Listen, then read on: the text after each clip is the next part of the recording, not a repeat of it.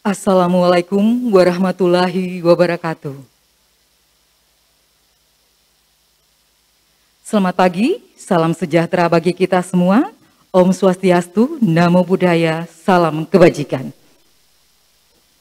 Sebelum kita memasuki acara rapat paripurna DPRD Kabupaten Kolaka tahun 2021, pada hari ini baiklah kami bacakan susunan acara yang akan berlangsung.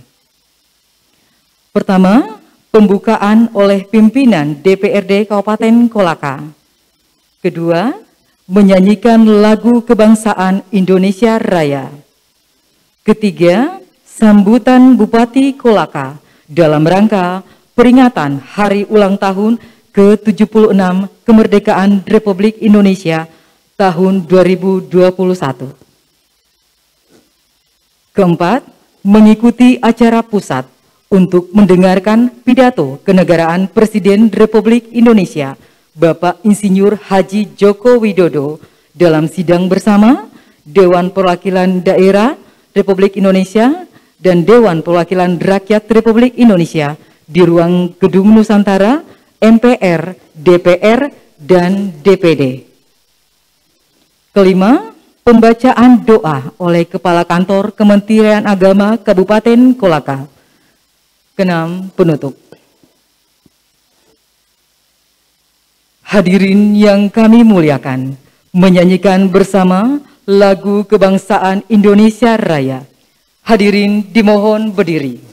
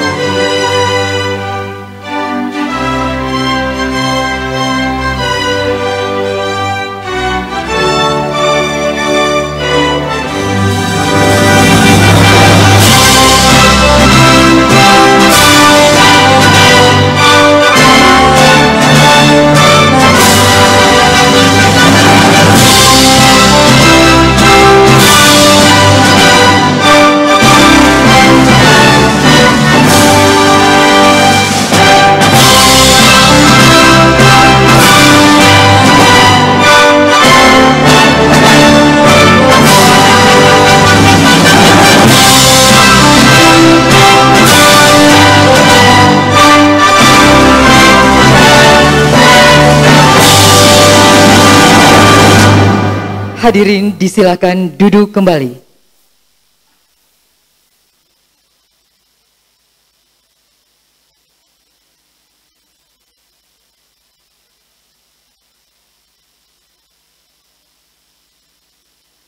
Baiklah, kita memasuki acara rapat paripurna DPRD Kabupaten Kolaka yang akan berlangsung hari ini adalah pembukaan oleh pimpinan DPRD Kabupaten Kolaka. Dengan hormat disilakan.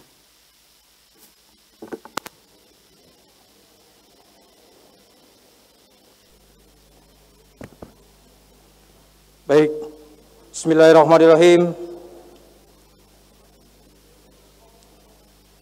Kepada yang terhormat pembawa acara, kami ucapkan terima kasih. Assalamualaikum warahmatullahi wabarakatuh. Selamat pagi, salam sejahtera untuk kita semua. Om Swastiastu, Namo Buddhaya, salam kebajikan, salam sehat.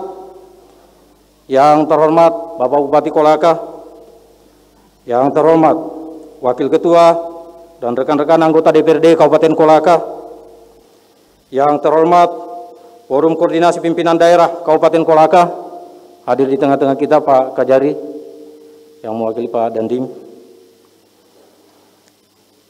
yang terhormat pimpinan perguruan tinggi negeri dan Swasta Kabupaten Kolaka, yang terhormat Ketua Pengadilan Negeri Kolaka,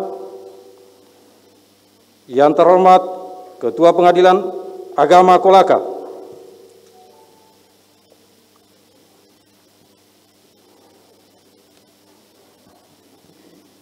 yang terhormat Ibu Dr. Anda Haja Mustika Rahim, alhamdulillah juga hadir di tengah-tengah kita. Yang terhormat Sekretaris Daerah Kabupaten Kolaka, yang terhormat para pejabat eselon 2, eselon 3, lingkup pemerintah daerah Kabupaten Kolaka,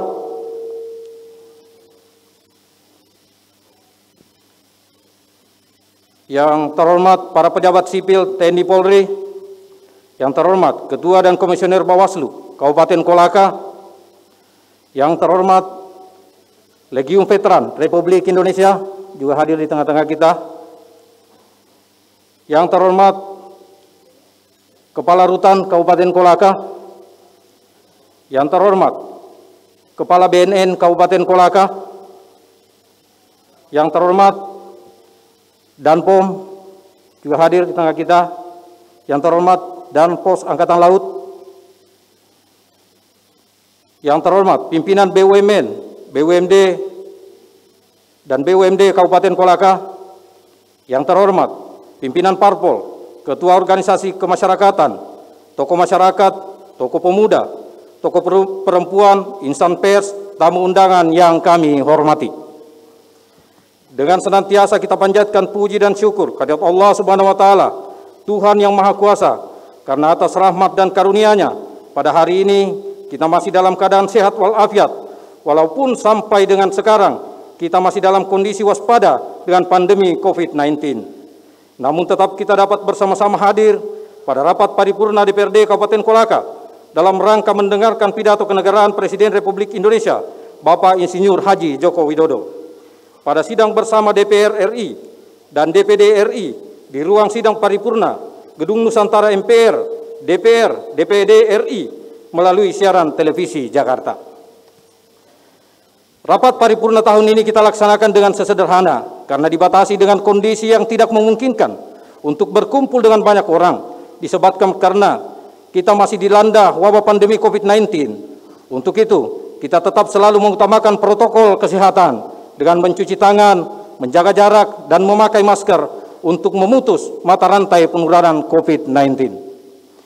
Rapat Dewan serta hadirin yang terhormat, esok hari tanggal 17 Agustus 2021, bangsa Indonesia mengenang peristiwa 76 tahun silam yang merupakan momentum bersejarah yang sangat istimewa bagi bangsa Indonesia, karena kemerdekaan sebagai salah satu wujud rasa syukur kita atas nikmat yang telah dianugerahkan oleh Allah Subhanahu wa taala melalui perjuangan para pahlawan yang telah mengorbankan jiwa dan raganya dengan tekad merdeka atau mati untuk memperjuangkan negara kesatuan Indonesia yang berdaulat, sehingga kembali merenungkan dan meladani nilai-nilai perjuangan dan kepahlawanan yang dipelopori oleh para pendiri bangsa untuk terus mewujudkan cita-cita proklamasi kemerdekaan Republik Indonesia yang kita sama-sama cintai.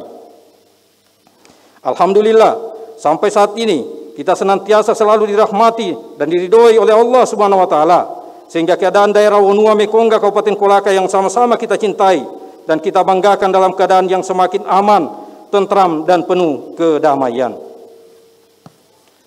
Rapat Dewan serta hadirin yang terhormat, kita semua menyadari bahwa cita-cita kemerdekaan telah mewujudkan kesejahteraan yang berkelanjutan dengan secara terus-menerus mengisi pembangunan di segala bidang yang memerlukan masyarakat cerdas, sehat, terampil, dan produktif yang memiliki keunggulan yang kompetitif, baik aspek sumber daya alam maupun sumber daya manusia itu sendiri, sehingga mampu bersaing dalam menciptakan segala aspek kepentingan bangsa dan masyarakat. Rapat Dewan serta hadirin yang terhormat, peringatan kemerdekaan bangsa dan negara kita akan terus berlanjut dari generasi ke generasi berikutnya. Ia tak boleh luntur sedikit pun meski perubahan zaman itu terjadi. Melalui peringatan kemerdekaan itu, pada hakikatnya bangsa ini mengapresiasikan kepada kita untuk memahami 3 aspek penting, yaitu yang pertama, makna kesyukuran kepada Sang Pencipta atas nikmat kemerdekaan. Yang kedua, Mandat sejarah yang memuat peran-peran herois anak negeri ini dalam mengusir bangsa penjajah sehingga sampai abad kemerdekaan. Dan yang ketiga, patriotisme dalam variabilitas komponen bangsa. Dalam perjalanan usia kemerdekaan kita yang terus maju, nampaknya aspek yang ketiga tersebut di atas kadang menemui batu sandungan dan acap kali bermasalah. Kita dapat menyaksikan pada sebagian komponen bangsa, patriotisme hanya dipahami secara sempit, seolah-olah milik satu golongan saja. Pada bentuknya yang ekstrim, patriotisme kadang digugat dengan keinginan memasukkan ideologi lain dalam tatanan ketatanegaraan kita. Bahkan patriotisme itu sendiri gagal dipahami dalam makna yang lebih toleran dan majemuk. Rapat Dewan serta hadirin yang terhormat, berkaca pada sejarah, bangsa yang besar ini tidaklah luput dari ujian dan tantangan yang bisa mengancam keutuhan negara kesatuan Republik Indonesia, baik pluralisme maupun lainnya. Atas rahmat Tuhan pula, upaya-upaya untuk memisahkan diri dari NKRI berhasil ditumpas. Kini, napas kearifan pendahulu kita lagi digoyang yang ditandai menguatnya egosentrisme. Pada kasus-kasus tertentu, perbedaan tajam atas nama agama, mazhab, suku dan lainnya, sebagian sering menjadi pemicu lahirnya tindakan-tindakan pemaksaan dan intoleransi. Gesekan pluralisme sering pula diarak untuk kepentingan politis yang membuat masyarakat terpola dan saling berhadap-hadapan. Hal seperti itu yang jika dibiarkan akan menjadi bom waktu untuk memecah belah persatuan dan kesatuan bangsa. Oleh karena itu, mari kita kembali menyusun barisan dan memperkuat persatuan dan kesatuan untuk melaksanakan program-program pembangunan daerah di segala bidang dengan menjaga kondusivitas, keutuhan dan kebersamaan, baik dalam melaksanakan tugas maupun kehidupan bermasyarakat. Sehingga semoga Kabupaten Kolaka saat ini dan ke depan mencapai perubahan yang lebih baik dalam upaya mencapai masyarakat Kabupaten Kolaka yang semakin maju dan berkeadilan, sebagai bagian yang tidak terpisahkan dengan perwujudan cita-cita terhadap perjuangan, pada khususnya perwujudan visi misi Kabupaten Kolaka, yaitu mewujudkan Kabupaten Kolaka yang semakin maju, berkeadilan dan sejahtera, yang mengimplementasikan 9 skala prioritas Kabupaten Kolaka. Rapat Dewan serta hadirin yang terhormat, waktu terus berjalan, kini kita telah kembali berada di bulan Agustus 2021, tepatnya tanggal 16 Agustus 2021, dan alhamdulillah kembali kita berkumpul dalam rangka melaksanakan rapat paripurna DPRD Kabupaten Kolaka untuk mengikuti mendengarkan pidato kenegaraan Presiden Republik Indonesia pada sidang bersama DPD RI dan DPR RI yang merupakan bagian dari acara peringatan hari ulang tahun ke-76 kemerdekaan Republik Indonesia tanggal 17 Agustus 2021 yang seperti biasanya didahului oleh sambutan Bupati Kolaka. Adapun tema peringatan hari ulang tahun ke-76 kemerdekaan Republik Indonesia adalah Indonesia Tangguh, Indonesia Tumbuh. Dalam arti Indonesia tangguh dalam menghadapi berbagai krisis yang selama ini menimpa hingga pandemi COVID-19, namun Indonesia harus tetap tumbuh dan bangkit. Dengan tema tersebut, Presiden Republik Indonesia akan menyampaikan pidato kenegaraan dan Bupati Kolaka akan menyampaikan sambutan yang menggambarkan secara umum dalam hal penyelenggaraan bidang pemerintahan dan pembangunan khususnya di Kabupaten Kolaka. Rapat Dewan serta hadirin yang terhormat, pada kesempatan ini kami menyampaikan bahwa Dewan Perwakilan Rakyat Daerah Kabupaten Kolaka telah melaksanakan berbagai kegiatan sesuai program kerja DPRD Kabupaten Kolaka untuk tahun 2021 adalah sebagai berikut. Yang pertama, rapat paripurna DPRD sebanyak 24 kali. Yang kedua, rapat badan anggaran DPRD sebanyak 4 kali. Yang ketiga, rapat badan musyawarah DPRD sebanyak 12 kali. Yang keempat, rapat gabungan komisi DPRD sebanyak 4 kali. Rapat komisi-komisi DPRD sebanyak 16 kali. Rapat aspirasi sebanyak 12 kali. Selanjutnya yang ketujuh, rapat pimpinan DPRD sebanyak 3 kali. Dan yang kedelapan, beberapa kegiatan lain yang diterima selanjutnya ditindaklanjuti sesuai dengan mekanisme dan peraturan perundang-undangan yang berlaku. Selanjutnya, Dewan Perwakilan Rakyat Daerah Kabupaten Kolaka telah menetapkan sebanyak 18 keputusan Dewan Perwakilan Rakyat Daerah Kabupaten Kolaka dan 10 rancangan peraturan daerah Kabupaten Kolaka, yaitu 7 rancangan peraturan daerah atas usul prakarsa pemerintah daerah Kabupaten Kolaka dan 3 rancangan peraturan daerah dari inisiatif DPRD Kabupaten Kolaka yang masing-masing dalam proses pembahasan di Dewan Perwakilan Rakyat Daerah Kabupaten Kolaka. Dewan Perwakilan Rakyat Daerah Kabupaten Kolaka juga telah melaksanakan kunjungan lapangan di desa dan kelurahan serta kecamatan se-Kabupaten Kolaka dalam rangka mengevaluasi program pembangunan yang telah dilaksanakan oleh pemerintah daerah pada tahun 2021.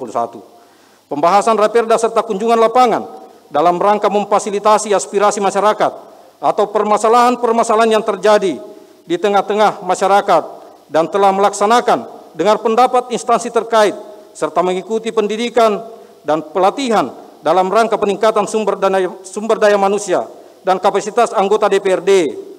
Kemudian, pada tanggal 16 sampai dengan 23 Juni 2021, Dewan telah melaksanakan reses masa persidangan kedua tahun 2021. Demikian kegiatan Dewan Perwakilan Rakyat Daerah Kabupaten Kolaka yang telah dilaksanakan pada bulan Januari 2021 sampai dengan bulan Agustus 2021. Rapat Dewan serta hadirin yang terhormat, seperti biasanya, pada hari ini di tengah-tengah kita juga hadir pengibar merah putih yang insya Allah pada tanggal 17 Agustus 2021 besok akan melaksanakan tugas mulia mengibarkan bendera merah putih. Untuk itu, kepada pasukan bendera dipersilakan untuk berdiri.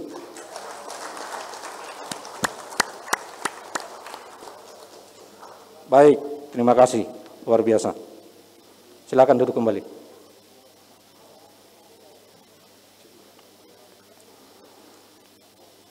Selain itu, kami juga mengapresiasi kepada masyarakat Kabupaten Kolaka yang telah meraih prestasi terbaik, mengharumkan nama baik daerah Kabupaten Kolaka tingkat nasional tahun 2020 sampai tahun 2021.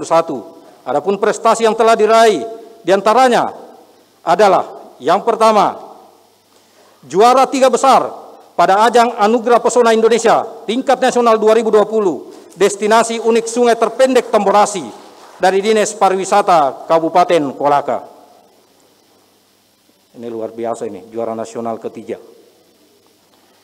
Kemudian yang kedua, raihan kategori pertama, Kabupaten Kota Layak Anak, tahun 2021 dari Dinas Pemberdayaan Perempuan dan Perlindungan Anak. Ini juga satu-satunya kabupaten di Sulawesi Tenggara. Di Sulawesi Tenggara hanya 2, Kabupaten Kolaka dan Kota Kendari. Oh ya, silakan Pak Dandip.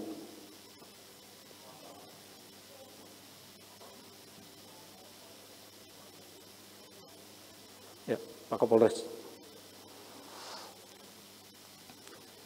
Kemudian yang ketiga, peringkat 1, Kabupaten Lokus tahun 2019 dalam pelaksanaan intervensi penurunan stunting terintegrasi yang diselenggarakan pada tanggal 13 Oktober sampai 1 November tahun 2020 di masing-masing Kabupaten Lokus dari Dinas Kesehatan. Yang keempat, peringkat 2, Kabupaten Lokus tahun 2020 dalam pelaksanaan intervensi penurunan stunting terintegrasi yang diselenggarakan pada tanggal 13 Oktober sampai 1 November tahun 2020 di masing-masing Kabupaten Lokus dari Dinas Kesehatan. Yang kelima, peringkat 3 pada kategori stand pameran tahun 2020 pada pelaksanaan intervensi penurunan stunting terintegrasi yang diselenggarakan pada tanggal 13 Oktober sampai 1 November tahun 2020 di masing-masing Kabupaten Lokus dari Dinas Kesehatan. Dan yang terakhir, masyarakat lainnya yang berprestasi yang tidak sempat kami undang, saya ucapkan terima kasih mengingat kondisi pandemi COVID-19 saat ini.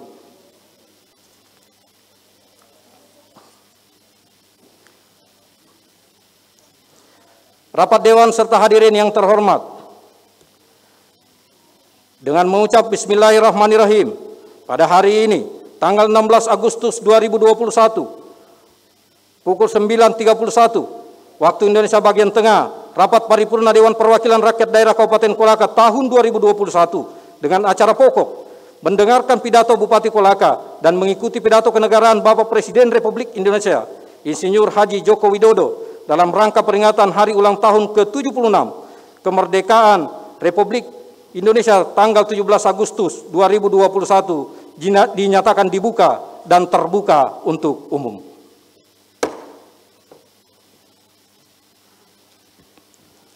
Acara selanjutnya, acara ketiga, yaitu pidato Bupati Kolaka dalam rangka peringatan hari ulang tahun ke-76 Proklamasi Kemerdekaan Republik Indonesia. Kepada Bapak Bupati kami persilahkan.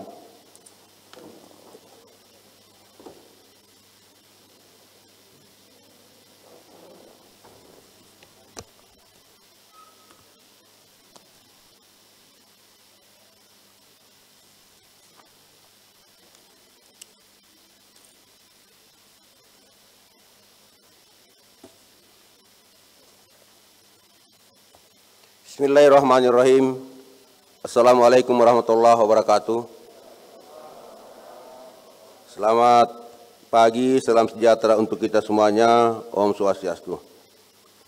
Yang saya hormati Bapak Ketua, para Wakil Ketua, serta seluruh anggota Dewan Perwakilan Rakyat Daerah Kabupaten Kolaka. Yang saya hormati Bapak-Bapak anggota Forum Komunikasi Pimpinan Daerah Kabupaten Kolaka. Alhamdulillah hari ini hadir Pak Dandim, Pak Kapolres, Pak Kajari, juga hadir Pak Kasdim, Pak Kepala BNN, Pak Danpom, dan Posal. Yang saya hormati Bapak Ketua Pengadilan Negeri atau yang mewakili, serta Bapak Ketua Pengadilan Agama atau yang mewakili. Yang saya hormati Saudara Sekretaris Daerah bersama para asisten. Yang saya hormati Kakanda Dr. Anda Haja Mustika Rahim, mantan anggota DPR RI. Alhamdulillah hari ini dapat hadir bersama dengan kita. Yang saya hormati orang-orang tua kita, Ketua bersama seluruh anggota Legiun Veteran Republik Indonesia, para tokoh-tokoh pejuang 45, tokoh-tokoh masyarakat, tokoh agama, tokoh adat, tokoh pemuda, insan pers.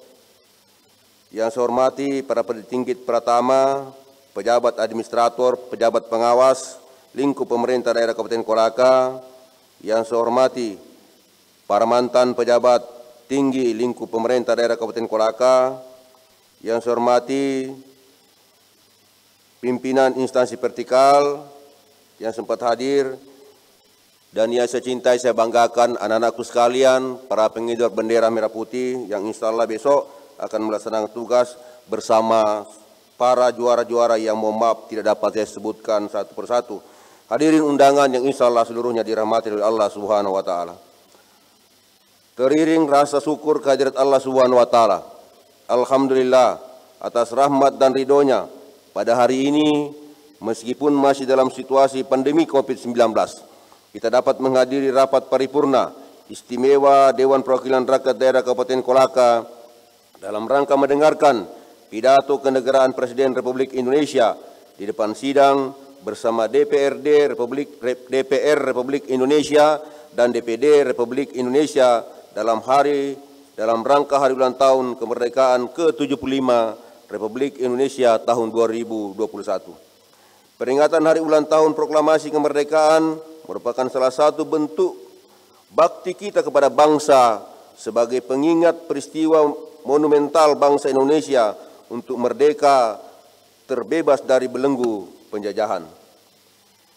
Tidak terhitung berapa jumlah pejuang dan pahlawan kemerdekaan yang telah mengorbankan jiwa dan raganya. Untuk itu, sebagai perwujudan rasa syukur atas kemerdekaan ini, marilah kita mengenang jasa para pahlawan kemerdekaan serta mendoakan mereka agar mendapatkan tempat yang mulia di sisi Allah Subhanahu wa Ta'ala. Sidang Dewan, hadirin yang saya hormati, untuk yang kedua kalinya tahun ini kita memperingati hari ulang tahun kemerdekaan Republik Indonesia dalam suasana pandemi COVID-19. Virus ini masih merajalela dan merenggut begitu banyak korban. Bahkan 2 bulan terakhir, angka kasus terkonfirmasi positif COVID-19 justru meningkat dan mencatatkan rekor. Namun saya berharap hal tersebut tidak menghilangkan makna peringatan kemerdekaan bangsa kita.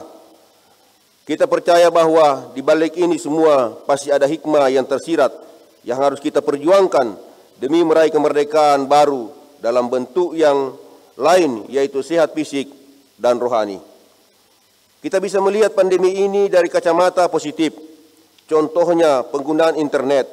Saat ini kita telah memasuki dunia yang berbeda karena penggunaan internet telah menjadi bagian sehari-hari masyarakat. Pandemi telah memaksa hingga kalangan masyarakat bahwa sekalipun untuk belajar beraktivitas dengan basis internet. Hal lainnya yang kita dapatkan kembali pada masa pandemi ini setelah sekian lama dianggap hilang adalah semangat gotong royong.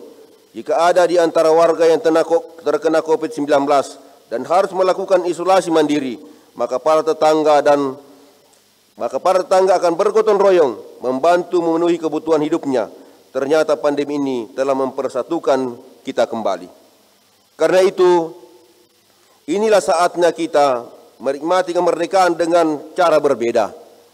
Kita sekarang dalam situasi yang penuh rasa persatuan. Dalam menghadapi pandemi, kita bersatu karena musuh kita satu, yaitu Corona. Cara mengalahkannya adalah dengan cara tertib, disiplin, menjalankan protokol kesehatan, dan tetap menjaga persatuan. Bapak, Ibu, Sidang Dewan, hadirin yang saya hormati. Peringatan Hari Ulang Tahun ke-76 tahun ini mengusung tema Indonesia Tangguh, Indonesia Tumbuh. Tema tersebut mendeskripsikan nilai-nilai ketangguhan, semangat pantang menyerah untuk terus maju bersama dalam menempuh jalan penuh tantangan agar dapat mencapai masa depan yang lebih baik. Dengan ketangguhan dan berbagai upaya yang dilakukan di masa pandemi, maka Indonesia akan tumbuh. Kita patut bersyukur dalam setahun ini, seluruh pihak telah bergotong royong dan bekerja sama mengambil berbagai langkah responsif dan antisipatif dalam menangani pandemi dan upaya pemulihan ekonomi. Berdasarkan laporan Badan Pusat Statistik pada triwulan kedua tahun 2021, perekonomian Indonesia tumbuh positif sebesar 7,07%. Demikian pula perekonomian Sulawesi Tenggara yang tumbuh mencapai 4,21%, sementara pertumbuhan ekonomi Kabupaten Kolaka diperkirakan berada pada kisaran 2,77%. Hal ini menunjukkan bahwa upaya pemulihan ekonomi terus berlanjut. Namun demikian, buah manis ini tetap harus dibarengi dengan disiplin penerapan protokol kesehatan. Oleh karena semua lapisan masyarakat mengingat pandemi belum sepenuhnya tuntas, varian Delta COVID-19 di awal triwulan 3 tahun 2021 menjadi tantangan tersendiri dalam menjaga momentum pemulihan ekonomi yang tengah berlangsung. Oleh karena itu, pemerintah daerah berkomitmen untuk terus memperkuat strategi pengendalian COVID-19, antara lain yakni penanganan COVID-19 melalui intensifikasi vaksinasi dalam rangka pengendalian lonjakan kasus dan menurunkan angka kematian. Kedua, optimalisasi pemberlakuan PPKM untuk mendukung efektivitas vaksinasi. Dan ketiga, mendorong peran masyarakat dalam mensukseskan program vaksinasi dan meningkatkan kepatuhan bersama terhadap protokol kesehatan serta kebijakan PPKM. Bapak Ibu Sidang Dewan yang saya hormati, tahun 2022 yang akan datang diproyeksikan menjadi tahun kunci bagi pemantapan pemulihan ekonomi nasional yang terkontraksi akibat pandemi COVID-19. Sesuai arahan Presiden pada Musyawarah Perencanaan Pembangunan Nasional tahun 2021, bahwa rencana kerja pemerintah pada tahun anggaran 2022 akan mengusung pemulihan ekonomi dan reformasi struktural. Bapak Presiden menekankan bahwa pondasi paling awal dari pemulihan ekonomi adalah pengendalian COVID-19 Di saat yang sama, percepatan belanja pemerintah, terutama berbagai bentuk bantuan sosial, padat karya, serta mendorong belanja masyarakat perlu terus dilakukan. Sesuai arahan kebijakan pemerintah pusat dan Provinsi Sulawesi Tenggara, maka kondisi program dan alokasi anggaran pemerintah Kabupaten Kolaka pada tahun anggaran 2022 selain diarahkan untuk mendukung pencapaian tujuan-tujuan pembangunan seperti yang tercantum dalam visi dan misi pada RPJMD, juga akan diprioritaskan untuk kegiatan yang menopang program pemulihan akibat pandemi COVID-19. Pada bidang kesehatan, agenda prioritas tahun 2022 antara lain penuntasan program vaksinasi, perluasan kepesertaan jaminan kesehatan bagi masyarakat, khususnya masyarakat miskin, meningkatkan sarana prasarana dan pelayanan kesehatan, serta pencegahan dan percepatan penurunan stunting. Untuk bidang pendidikan, agenda prioritasnya antara lain meningkatkan pemerataan dan kualitas layanan pendidikan, peningkatan mutu pendidikan melalui latihan dan peningkatan kualitas guru, serta akreditasi satuan pendidikan, peningkatan pendidikan dan pelatihan vokasi melalui dukungan penyelenggaraan PSDKU Politeknik Negeri Ujung Pandang di Kolaka, penyediaan beasiswa bagi masyarakat berprestasi, dan lanjutan rencana pengembangan kebun raya. Bapak Ketua, para Wakil Ketua, serta hadirin, para anggota Dewan yang kami hormati, selanjutnya pada bidang ekonomi, agenda prioritas tahun 2022 antara lain pemulihan ekonomi berbasis UMKM melalui berbagai kegiatan pendampingan, stimulan pembiayaan dan perluasan akses pasar, peningkatan usaha pertanian dan perikanan melalui bantuan pupuk, bibit, pelatihan, peningkatan kapasitas SDM, petani, dan sekolah lapang pertanian, inovasi dan peningkatan kualitas destinasi wisata, serta peningkatan pelayanan bagi kinerja investasi. Pada bidang kesejahteraan sosial, penanggulangan kemiskinan merupakan salah satu fokus pemerintah Kabupaten Kolaka. Pada tahun 2022, angka kemiskinan Kabupaten Kolaka masih mencapai 2 digit, yaitu 11,63%, dan pada akhir periode RPJMD, angka kemiskinan ditargetkan mencapai 1 digit di bawah 10%. Untuk itu, diperlukan upaya lintas sektor yang diselaraskan dengan aksi penanggulangan kemiskinan.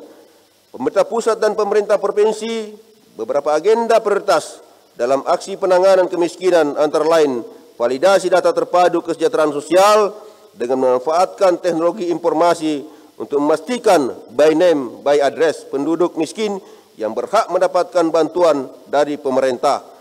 Bantuan peningkatan kualitas rumah untuk masyarakat berpenghasilan rendah dan pemberdayaan masyarakat miskin melalui pemberian bantuan modal dan keterampilan.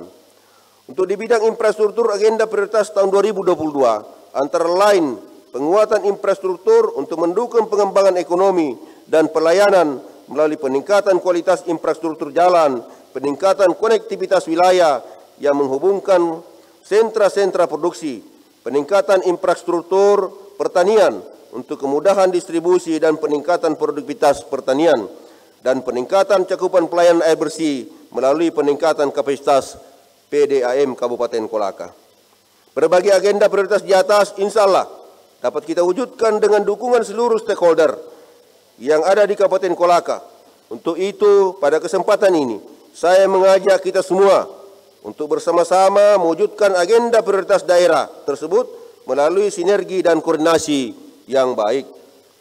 Kerjasama seluruh komponen masyarakat dan semangat gotong royong dalam pembangunan daerah serta dalam upaya mengatasi pandemi COVID-19 dan pemulihan ekonomi sangat penting untuk terus diperkuat. Dan pada momentum peringatan Hari Ulang Tahun Kemerdekaan ini, dengan semangat pantang menyerah, kita terus berikhtiar dan melakukan segala daya upaya agar pandemi dapat segera usai. Bapak Ketua, para Wakil Ketua, serta seluruh anggota Dewan Perwakilan Rakyat Daerah Kabupaten Kolaka, hadirin undangan yang saya hormati, saat ini seluruh negara dan masyarakat internasional menghadapi dua tantangan besar. Selain pandemi COVID-19, juga bahaya narkoba. Berkenaan dengan hal ini, saya menyampaikan keprihatinan dengan semakin meningkatnya penyalahgunaan dan peredaran gelap narkoba di Kabupaten Kolaka. Narkoba ini telah menyasar berbagai kalangan, khususnya generasi muda. Penyalahgunaan narkoba adalah persoalan krusial yang berpotensi merenggut masa depan generasi emas bangsa. Hal ini harus mendapatkan perhatian serius oleh semua pihak untuk menanganinya. Perlu ada kerjasama yang baik di antara semua pihak melalui pendekatan komprehensif, multidimensi, koordinatif, dan terpadu sebagai upaya pemberantasan narkoba. Upaya ini bukan saja harus didukung oleh instansi teknik semata, tetapi harus pula ditunjang oleh masyarakat dan kita semua, agar upaya pemberantasannya dapat memberikan hasil yang maksimal. Oleh karena itu, melalui kesempatan ini, saya minta perhatian semua pihak, baik para pejabat, para tokoh-tokoh masyarakat, tokoh agama, tokoh perempuan, tokoh adat, masyarakat, dan semua unsur masyarakat lainnya, termasuk insan pers dan LSM, untuk peduli terhadap pemberantasan narkoba. Mari kita bersama-sama bergandeng tangan, menyelamatkan generasi muda dari penyalahgunaan dan peredaran gelap narkoba, untuk mempersiapkan generasi kepemimpinan yang berkualitas dan berintegritas di masa yang akan datang. Bapak, Ibu, sidang Dewan yang saya hormati, demikian yang dapat saya sampaikan. Semoga Allah Subhanahu wa Ta'ala, Tuhan yang Maha Kuasa, senantiasa meridhoi setiap upaya dan langkah kita dalam melaksanakan pembangunan dan mengisi kemerdekaan, khususnya kita di Kabupaten Kolaka ini. Dirgahayu Republik Indonesia merdeka! Demikian, terima kasih. Billahi taufiq wal hidayah. Wassalamualaikum warahmatullahi wabarakatuh.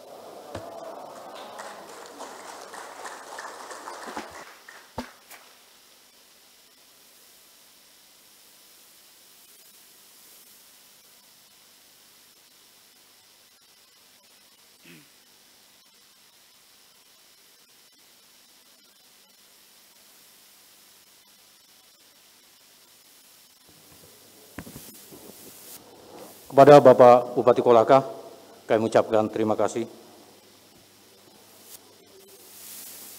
Rapat Dewan serta hadirin yang terhormat, setelah kita mengikuti pidato Bupati Kolaka dan sambil menunggu acara pusat dengan mengucap Bismillahirrahmanirrahim, sidang diskurs hingga acara pidato kenegaraan dimulai.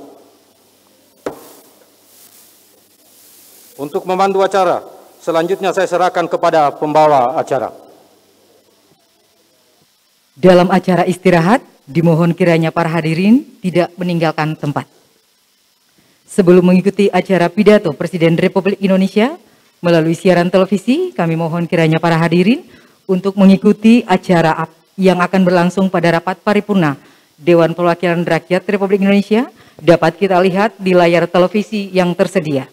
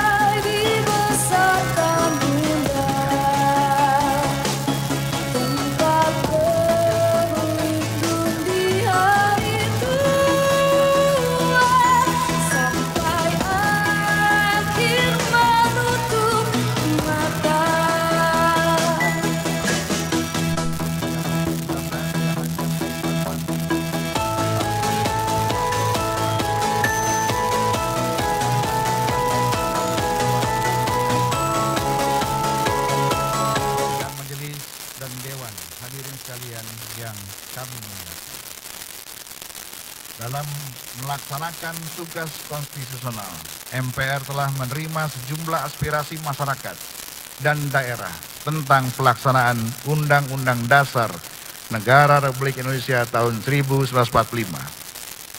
Arus besar aspirasi masyarakat dan daerah menghendaki perlunya penataan sistem ketatanegaraan Indonesia, khususnya sistem manajemen pembangunan nasional yang lebih demokratis, transparan, akuntabel, terintegrasi, dan berkesinambungan.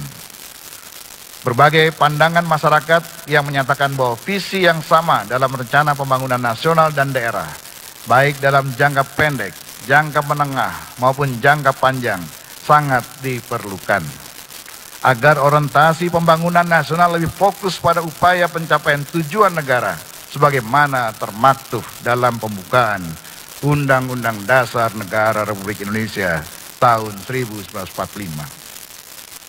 Visi yang sama juga diperlukan, mengingat Indonesia adalah negara besar dan majemuk dengan potensi geografis, demografis, dan sumber kekayaan alam yang besar, memiliki heterogenitas atas suku, agama, ras, budaya, dan bahasa yang berpotensi memunculkan dinamika perbedaan pandangan dan kepentingan, baik dalam bidang politik, ekonomi, sosial, budaya, pertahanan, dan keamanan.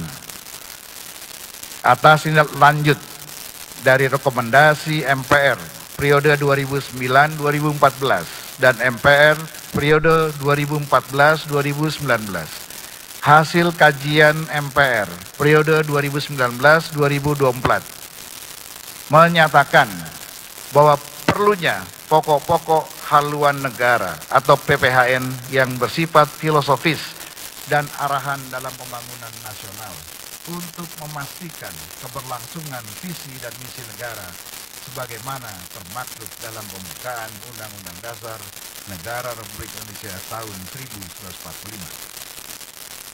Keberadaan PPHN yang bersifat filosofis menjadi penting untuk memastikan potret wajah Indonesia masa depan 50 hingga 100 tahun yang akan datang, yang penuh dengan dinamika perkembangan nasional, regional, dan global sebagai akibat revolusi industri, perkembangan ilmu pengetahuan, teknologi, dan informasi.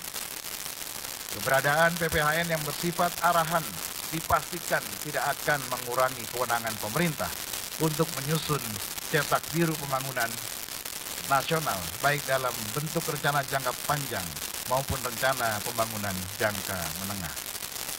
PPHN akan menjadi payung ideologi dan konstitusional dalam penyusunan SPPN, RPJP, dan RPJM yang lebih bersifat teknokratis. Dengan PPHN, maka rencana strategis pemerintah yang bersifat visioner akan dijamin. Mohon perhatian, yang akan kita ikuti adalah sidang DPR RI yang setelah sidang yang akan berlangsung hari ini, setelah sidang MPR. Terima kasih. Strategis pemerintah seperti pemindahan ibu kota negara dari Provinsi DKI Jakarta ke Provinsi Kalimantan Timur, pembangunan infrastruktur tol laut, tol langit, koneksitas antar wilayah, dan rencana pembangunan strategis lainnya. Namun demikian, untuk mewadahi PPHN dalam ini baru sidang MPR, Pak. Yang kita dipersyaratkan mengikuti resminya adalah sidang DPR dan DPD. Jadi ini belum perubahan. Ini MPR ini, sidang MPR. Oleh karenanya diperlukan perubahan secara terbatas terhadap Undang-Undang Dasar Negara Republik Indonesia tahun 1945, khususnya penambahan wewenang MPR untuk menetapkan PPHN. Proses perubahan Undang-Undang Dasar sesuai ketentuan pasal 37 Undang-Undang Dasar Negara Republik Indonesia tahun 1945 memiliki persyaratan dan mekanisme yang ketat. Oleh karenanya, perubahan Undang-Undang Dasar hanya bisa dilakukan terhadap pasal yang diusulkan untuk diubah disertai dengan alasannya. Dengan demikian, perubahan terbatas tidak memungkinkan, sekali lagi, tidak memungkinkan untuk membuka kotak Pandora eksesif terhadap perubahan pasal-pasal lainnya, Apalagi semangat untuk melakukan perubahan adalah landasan filosofis politik kebangsaan dalam rangka penataan sistem ketatanegaraan yang lebih baik. Sidang majelis dan dewan hadirin yang kami muliakan. Demikianlah beberapa hal yang dapat kami sampaikan terhadap perkembangan pelaksanaan wewenang dan tugas konstitusional MPR tahun 2020-2021. Selanjutnya, sebelum kita mendengarkan laporan kinerja lembaga-lembaga negara yang akan disampaikan oleh Presiden, sekaligus pidato kenegaraan Presiden dalam rangka peringatan Hari Ulang Tahun ke-76 Kemerdekaan Republik Indonesia, palu sidang akan kami serahkan kepada pimpinan DPR dan pimpinan DPD. Ketua DPD Saudara Lanyala Mahfud Mataliti akan melanjutkan persidangan sampai ditutupnya sidang tahunan MPR dan sidang bersama DPR dan DPD. Dengan mengucapkan syukur alhamdulillah, izinkan kami mengakhiri pengantar sidang tahunan MPR ini dengan bait-bait pantun. Duduk di pantai sambil memandang laut, terlihat nelayan sambil menjala ikan. Agar Indonesia sukses menyongsong masa depan, sudah waktunya pokok-pokok haluan negara kita tetapkan. Agustus bulan kemerdekaan, vaksinasi ideologi menjadi kekuatan. Terima kasih kami ucapkan, jaga terus persatuan dan kesatuan mereka. Sekian, wabillahi taufiq wal hidayah. Wassalamualaikum warahmatullahi wabarakatuh. Ya, saudara, baru saja kita ikuti pidato pengantar sidang tahunan MPR RI tahun 2021 oleh Ketua MPR RI Bambang Susatyo. Kepada Ketua MPR RI, palu sidang telah kami terima dan sidang kami lanjutkan. Saudara Presiden, Saudara Wakil Presiden, dan sidang Dewan yang kami muliakan, sidang bersama DPR RI dan DPD RI kali ini sedikit berbeda karena dilaksanakan dengan kombinasi kehadiran fisik terbatas dan kehadiran secara virtual, mengingat pandemi COVID-19 masih melanda negeri ini yang kita cintai ini. Tetapi kami yakin sidang bersama ini dapat tetap terlaksana tanpa mengurangi kualitas materi, terutama penyampaian pidato Presiden Republik Indonesia tentang laporan kinerja lembaga-lembaga negara dan pidato Presiden dalam rangka Hari Ulang Tahun ke-76 Kemerdekaan Republik Indonesia.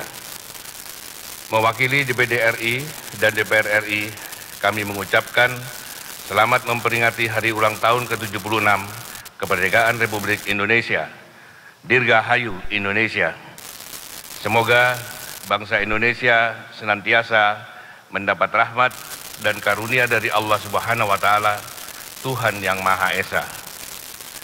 Marilah kita merenungkan dan meresapi tema Hari Ulang Tahun Kemerdekaan tahun ini, yaitu Indonesia Tangguh, Indonesia Tumbuh. Sebab kata tangguh dalam Kamus Bahasa Indonesia berarti sulit dikalahkan atau kuat sekali. Sedangkan kata tumbuh berarti bertambah besar atau sempurna. Ini tentu tidak main-main karena kita harus mampu mewujudkan apa yang sudah kita canangkan sehingga tidak berhenti sebagai slogan dan tema tahunan saja. Oleh karena itu, dalam kesempatan ini, saya mengajak semua peserta sidang hari ini, mari kita fokuskan pikiran dan hati kita sebagai negarawan sejati untuk bersama melangkah mewujudkan Indonesia Tangguh, Indonesia Tumbuh. Saudara Presiden, Saudara Wakil Presiden, dan sidang Dewan yang kami muliakan, kami memberikan apresiasi atas semua upaya dan langkah yang telah dilakukan pemerintah dalam menangani pandemi COVID-19 selama ini. Tentu tidak mudah menangani di sektor kesehatan dengan menjaga keseimbangan di sektor ekonomi. Oleh karena itu, kami tidak setuju dengan pendapat yang mengatakan bahwa negara telah gagal dalam menangani pandemi ini. Bahwa ada kekurangan memang harus diakui. Kami juga memberi apresiasi atas kerja keras di sektor pemulihan ekonomi nasional, di mana Indonesia mampu meningkatkan laju pertumbuhan ekonomi di tengah pandemi, meskipun masih didominasi belanja konsumsi yang juga ditopang government spending dan momentum Ramadan serta Idul Fitri dan Idul Adha. Tentu kami berharap pertumbuhan ekonomi juga ditopang oleh indikator Purchasing Manager Index Manufaktur Indonesia yang baik. Karena hal itu akan menunjukkan dengan terang apakah mesin ekonomi berjalan, sebab bila industri dan manufaktur berjalan berarti supply chain juga berjalan. Kredit bank bergulir, buruh terus bekerja, dan market menyerap barang. Kami juga berharap industri yang berjalan bukan hanya didominasi industri farmasi saja, tetapi juga industri yang padat karya lainnya. Memang di setiap musibah dan bencana selalu ada hikmah. Pandemi COVID-19 ini juga memberikan hikmah, dan hikmah terbesar adalah kita sebagai bangsa mengetahui kelemahan-kelemahan fundamental yang selama ini belum terungkap secara terang benderang. Tentu hikmah ini bukan untuk direnungi saja, tetapi menjadi titik awal pekerjaan besar bangsa ini ke depan. Dengan pandemi ini, kita menyaksikan dan melihat sendiri bagaimana ketahanan sektor kesehatan kita. Ketika terjadi ledakan korban COVID-19, rumah sakit nyaris kolaps, tenaga medis berguguran, fasilitas kesehatan dan alat medis yang kekurangan di sana-sini. Juga kualitas kesehatan masyarakat kita yang ternyata rentan dengan komorbid. Kita jadi mengetahui dengan terang benderang bagaimana industri alat kesehatan kita yang masih didominasi produk impor, sementara beberapa anak bangsa yang mencoba memproduksi sejumlah alat pendukung medis di tengah pandemi belum mendapat kepercayaan dari kita sendiri, mulai dari ventilator sampai vaksin merah putih dan vaksin Nusantara. Pandemi juga memberikan hikmah kepada kita di sektor pendidikan yang selama ini tidak terbuka secara terang benderang, yaitu kualitas pembelajaran ketika dihadapkan kepada pola baru, belajar dari jarak jauh atau online, termasuk kesiapan dukungan sarana dan dukungan infrastruktur di desa dan pelosok negeri. Pandemi juga memberi hikmah kepada kita tentang ketahanan sektor sosial bangsa ini, terutama bagaimana negara hadir menjangkau masyarakat yang membutuhkan bantuan sosial. Penyempurnaan database terhadap penerima bantuan harus menjadi pekerjaan kita hari ini, apalagi dengan karakteristik penduduk yang memiliki mobilitas urbanisasi yang tinggi, ditambah dengan banyaknya penduduk yang belum tersentuh akses perbankan. Pandemi juga memberi hikmah sekaligus pekerjaan besar kepada kita untuk memikirkan ulang bagaimana ketahanan ekonomi bangsa ini di sektor produksi dalam negeri, mulai dari skala UKM hingga menengah besar. Kita sudah melihat bagaimana UMKM yang mengandalkan transaksi langsung di pasar merasakan dampak dari konsekuensi pembatasan sosial. Sementara marketplace melalui sejumlah unicorn lebih banyak diisi barang impor dan hanya menjadikan anak bangsa kita sebagai dropshipper dan pedagang yang membuka toko saja. Saudara Presiden, Saudara Wakil Presiden, dan sidang Dewan yang kami muliakan, tentu banyak hikmah dan tugas berat yang masih harus kita kerjakan sebagai negara yang diharapkan tangguh dan tumbuh ini. Tetapi yakinlah bahwa setelah kesulitan pasti ada kemudahan. Selama kita tidak berputus asa terhadap rahmat dan karunia Tuhan yang Maha Esa. Negara ini negara besar karena lahir dari kerajaan dan kesultanan Nusantara yang telah memiliki peradaban yang unggul. Para raja dan sultan Nusantara juga secara langsung turut membentuk lahirnya negara ini melalui dukungan mereka kepada para pendiri bangsa saat itu. Tercatat dalam sejarah bagaimana para sultan dan raja Nusantara memberikan sumbangan mereka kepada Indonesia di awal kemerdekaan. Salah satunya sumbangan uang 13 juta gulden dari Sultan Siak dan pesawat kepresidenan serta emas Monas dari tokoh dan rakyat Aceh. Demikian juga sumbangsih para tokoh pejuang kemerdekaan yang terdiri dari tokoh pergerakan, militer, ulama, dan agamawan, hingga kaum terdidik dan cendekiawan. yang telah menyumbangkan pikiran jernih mereka dalam sidang BPU PKI dan PPKI dalam menyiapkan kemerdekaan Indonesia, yang kemudian menghasilkan karya agung bangsa ini, yaitu Pancasila dan Undang-Undang Dasar 1945. Karena itu, tidak mengherankan bila Presiden Soekarno mengingatkan kita semua agar jangan sekali-sekali meninggalkan sejarah. Karena sejarah bangsa ini tangguh, kita mewarisi negara besar, negara yang seharusnya mampu memakmurkan rakyatnya dan mewujudkan keadilan sosial bagi seluruh rakyat Indonesia. Karena Indonesia adalah bangsa yang dicita-citakan sebagai negara kesejahteraan yang beragama. Oleh karena itu, dalam konstitusi di pasal 29 ayat 1 disebutkan bahwa negara berdasar atas ketuhanan yang Maha Esa. Sehingga konsekuensinya dalam mengatur kehidupan rakyatnya, negara harus berpegang pada kosmologi dan spirit ketuhanan, sehingga kebijakan yang dibuat perlu diletakkan dalam kerangka etis dan moral agama, termasuk menjauhi dan menghindari perilaku koruptif. Sehingga tidak heran bila semua pejabat dan pemangku kekuasaan disumpah dengan menyebut nama Tuhan sesuai agamanya. Oleh karena itu, marilah kita melihat dan merasakan suasana kebatinan para pendiri bangsa ini yang telah merumuskan tujuan hakiki dari lahirnya bangsa ini, seperti termaktub dalam pembukaan Undang-Undang Dasar kita, dengan bertanya kepada diri kita sendiri, apakah perjalanan bangsa ini semakin menuju cita-cita para pendiri bangsa? Saudara Presiden, Saudara Wakil Presiden, dan sidang Dewan yang kami muliakan, krisis global yang dipicu pandemi COVID-19 juga melahirkan peluang-peluang baru, imajinasi-imajinasi baru, dan pemikiran-pemikiran baru untuk membangun kehidupan baru yang dibayangkan bisa menghindari terjadinya krisis serupa di krisis besar biasanya melahirkan revolusi pemikiran untuk menjawab perubahan.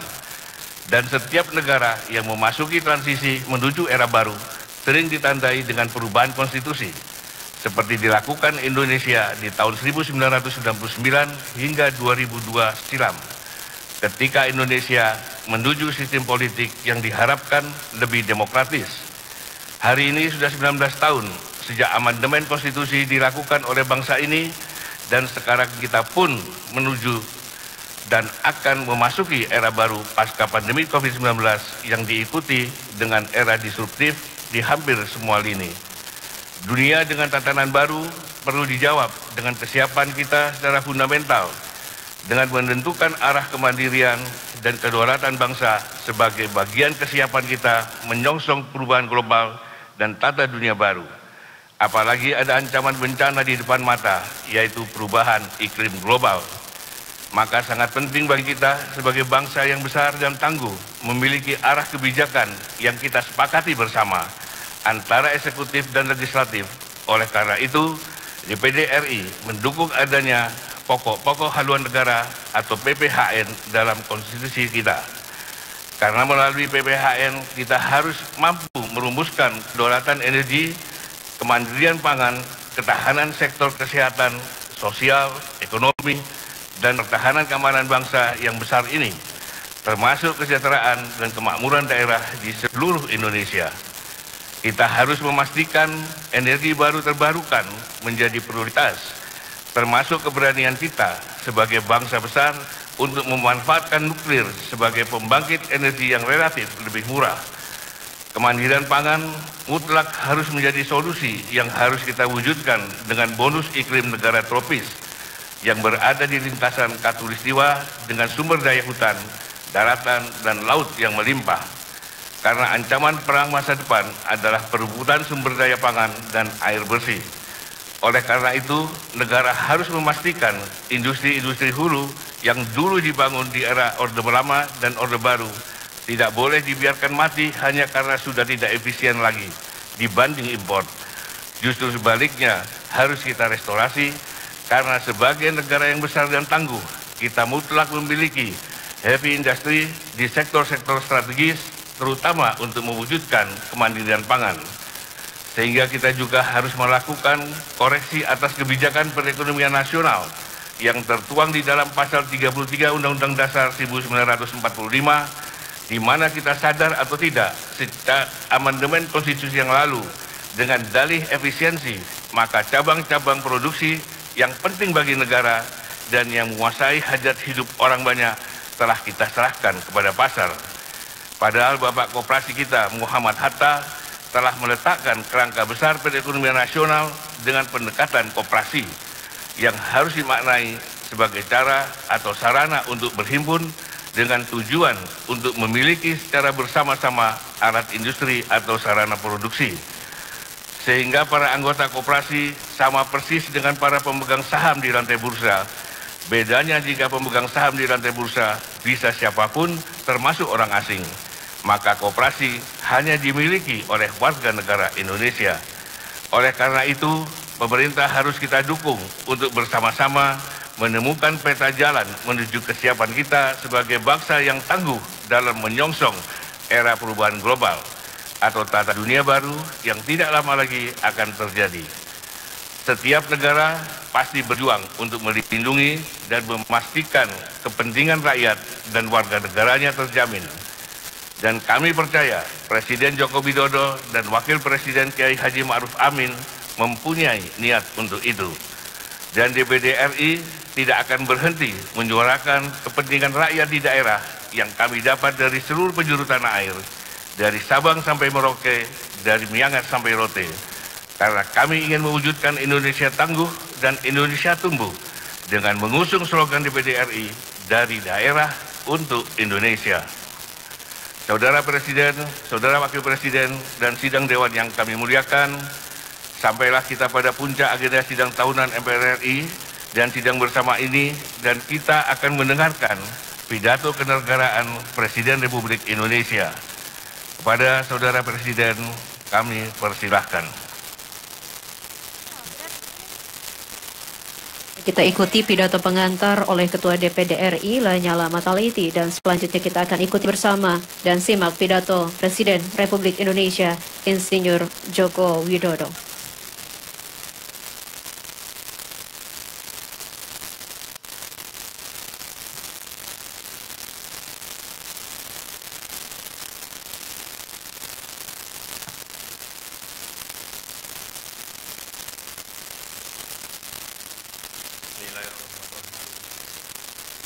Assalamualaikum warahmatullahi wabarakatuh.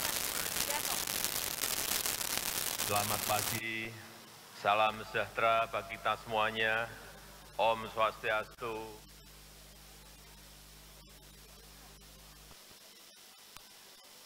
Yang saya hormati Wakil Presiden Republik Indonesia, Bapak Profesor Kiai Haji Ma'ruf Amin. Yang saya hormati Ketua, para Wakil Ketua, dan para anggota MPR Republik Indonesia. Yang saya hormati Ketua, para Wakil Ketua, dan para anggota DPR Republik Indonesia. Yang saya hormati Ketua, para Wakil Ketua, dan para anggota DPD Republik Indonesia. Yang saya hormati Ketua, para Wakil Ketua, dan para anggota lembaga-lembaga negara.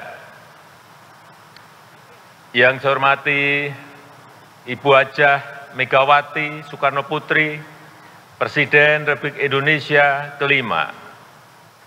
Yang saya hormati Bapak Susilo Bambang Yudhoyono, Presiden Republik Indonesia ke-6. Yang saya hormati Bapak Tri Sutrisno dan Bapak Hamzahas. Yang saya hormati Bapak Muhammad Yusuf Kalla beserta Ibu Mufidah Yusuf Kalla. Yang saya hormati Bapak Budiono beserta Ibu Herawati Budiono. Yang saya hormati Yang Mulia para Duta Besar, negara-negara sahabat, dan para pimpinan perwakilan badan dan organisasi internasional. Yang saya hormati para Menteri Kabinet Indonesia Maju, serta Panglima TNI dan Kapolri. Yang saya hormati para Ketua Umum partai-partai politik, yang saya hormati hadirin, saudara-saudara sebangsa dan setanah air. Krisis, resesi, dan pandemi itu seperti api. Kalau kita bisa hindari, kalau bisa kita hindari. Tetapi jika hal itu tetap terjadi, banyak hal yang bisa kita pelajari. Api memang membakar, tetapi juga sekaligus menerangi. Kalau terkendali, dia menginspirasi dan memotivasi. Dia menyakitkan, tetapi sekaligus juga bisa menguatkan. Kita ingin pandemi ini menerangi kita untuk mawas diri, memperbaiki diri, dan menguatkan diri kita dalam menghadapi tantangan masa depan. Pandemi ini seperti mohon perhatian, disilakan kembali ke tempat karena kita akan mendengarkan pidato kenegaraan Presiden Republik Indonesia. Terima kasih. Sekaligus mengasah. Pandemi memberikan beban yang berat kepada kita, beban yang penuh dengan risiko-risiko dan memaksa kita untuk menghadapi dan mengelolanya. Semua pilar kehidupan kita diuji, semua pilar kekuatan kita diasah. Ketabahan, kesabaran, ketahanan, kebersamaan, kepandaian, dan kecepatan kita. Semuanya diuji dan sekaligus diasah. Ujian dan asahan menjadi dua sisi mata uang yang tidak terpisahkan. Bukan hanya beban yang diberikan kepada kita, tetapi kesempatan untuk memperbaiki diri juga diajarkan kepada kita. Tatkala ujian itu terasa semakin berat, asahannya juga semakin meningkat. Itulah proses menjadi bangsa yang tahan banting, yang kokoh, dan yang mampu memenangkan gelombang pertandingan.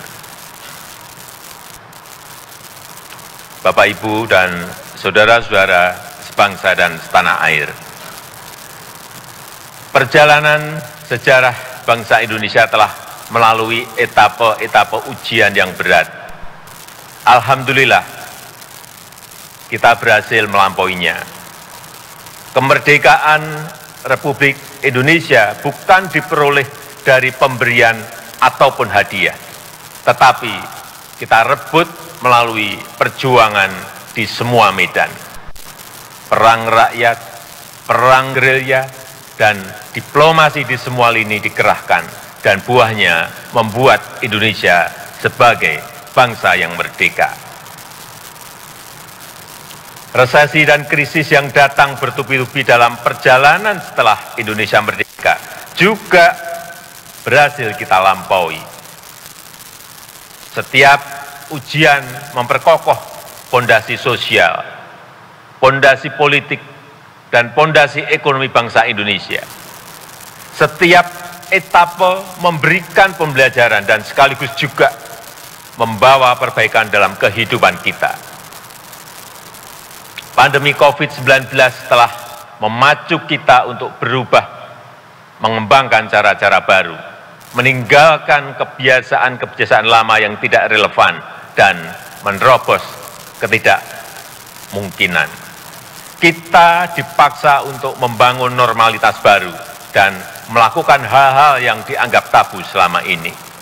Memakai masker, menjaga jarak, tidak bersalaman, dan tidak membuat keramaian adalah kebiasaan baru yang dulu dianggap tabu. Bekerja dari rumah, belajar daring, pendidikan jarak jauh, serta rapat dan sidang secara daring telah menjadi kebiasaan baru yang dulu kita lakukan dengan ragu-ragu. Di tengah dunia yang penuh disrupsi sekarang ini, karakter berani untuk berubah, berani untuk mengubah, dan berani untuk mengkreasi hal-hal baru merupakan fondasi untuk membangun Indonesia maju. Kita telah berusaha bermigrasi ke cara-cara baru di era revolusi industri 4.0 ini, agar bisa bekerja lebih efektif, lebih efisien, dan lebih produktif. Adanya pandemi COVID-19 sekarang ini, akselerasi inovasi semakin menyatu dalam keseharian kehidupan kita. Bapak, Ibu, dan saudara-saudara yang saya hormati, selama 1,5 tahun diterpa pandemi telah terjadi penguatan yang signifikan dalam perilaku dan infrastruktur kesehatan kita, dan sekaligus penguatan kelembagaan nasional kita. Kesadaran, partisipasi, dan kegotong royongan masyarakat menguat luar biasa. Kelembagaan pemerintah lintas sektor dan lintas lembaga negara serta antara pusat dan daerah sampai dengan desa juga mengalami konsolidasi. Hal ini membuat kapasitas sektor kesehatan meningkat pesat dan semakin mampu menghadapi ketidakpastian yang tinggi dalam pandemi. Dari sisi masyarakat, kesadaran terhadap kesehatan semakin tinggi, kebiasaan mencuci tangan, memakai masker, dan menjaga jarak telah menjadi kesadaran baru. Gaya hidup sehat, menjaga kebersihan lingkungan, berolahraga, dan mengkonsumsi makanan yang bernutrisi terasa semakin membudaya. Hal ini merupakan modal besar untuk menuju masyarakat yang lebih sehat dan dalam pengembangan SDM yang berkualitas. Kesadaran dan antusiasme masyarakat untuk divaksin, memperoleh layanan kesehatan, memperoleh pengobatan, serta saling peduli untuk yang semakin tinggi. Pandemi telah mengajarkan bahwa kesehatan adalah agenda bersama. Pandemi telah menguatkan institusi sosial di masyarakat dan semakin memperkuat modal sosial kita. Jika ingin sehat, warga yang lain juga harus sehat. Jika ada seseorang yang tertular COVID-19, maka hal ini akan membawa resiko bagi yang lainnya. Penyakit adalah masalah bersama dan menjadi sehat adalah agenda kita bersama. Kapasitas kelembagaan negara dalam merespon pandemi juga semakin terkonsolidasi dan bekerja semakin responsif.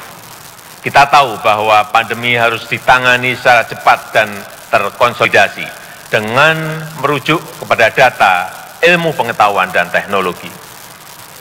Kita juga paham bahwa praktek demokrasi, akuntabilitas, dan tata kelola yang baik harus dijunjung tinggi. Kerjasama antar lembaga serta kepemimpinan yang responsif dan konsolidatif menjadi kunci dalam menangani pandemi. Sejak awal pandemi, lembaga legislatif dan lembaga pemeriksa memberikan dukungan kepada pemerintah untuk cepat mengkonsolidasikan kekuatan fiskal.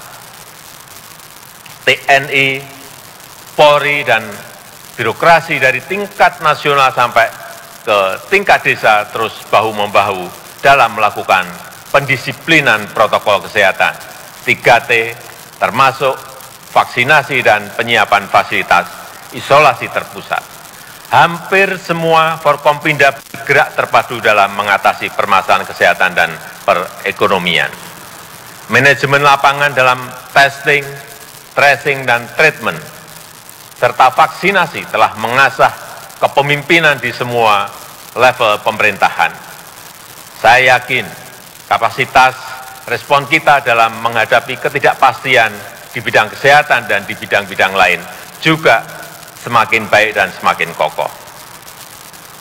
Penyediaan layanan kesehatan oleh pemerintah maupun swasta juga mengalami peningkatan yang menggembirakan. Layanan kesehatan di banyak daerah bertambah cukup signifikan, baik dalam hal penambahan kapasitas tempat tidur maupun fasilitas pendukungnya. Yang sangat mengharukan dan membanggakan adalah kerja keras dan kerja penuh pengabdian dari para dokter, para perawat dan tenaga kesehatan yang lainnya. Kemandirian industri obat, vaksin, dan alat-alat kesehatan masih menjadi kelemahan serius yang harus kita pecahkan. Tetapi pandemi telah mempercepat pengembangan industri farmasi di dalam negeri, termasuk pengembangan vaksin merah putih dan juga oksigen untuk kesehatan. Ketersediaan dan keterjangkauan harga obat akan terus kita jamin dan tidak ada toleransi sedikit pun terhadap siapapun yang mempermainkan misi kemanusiaan dan kebangsaan ini. Selain itu, pemerintah bekerja keras mengerahkan semua sumber daya demi mengamankan pasokan kebutuhan vaksin nasional.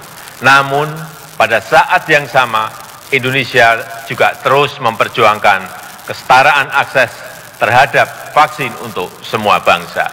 Sebab perang melawan COVID-19 tidak akan berhasil jika ketidakadilan akses terhadap vaksin masih terjadi. Melalui diplomasi vaksin inilah kita telah menunjukkan kepada dunia bahwa Indonesia berperan aktif untuk ikut melaksanakan ketertiban dunia yang berdasarkan kemerdekaan, perdamaian abadi, dan keadilan sosial.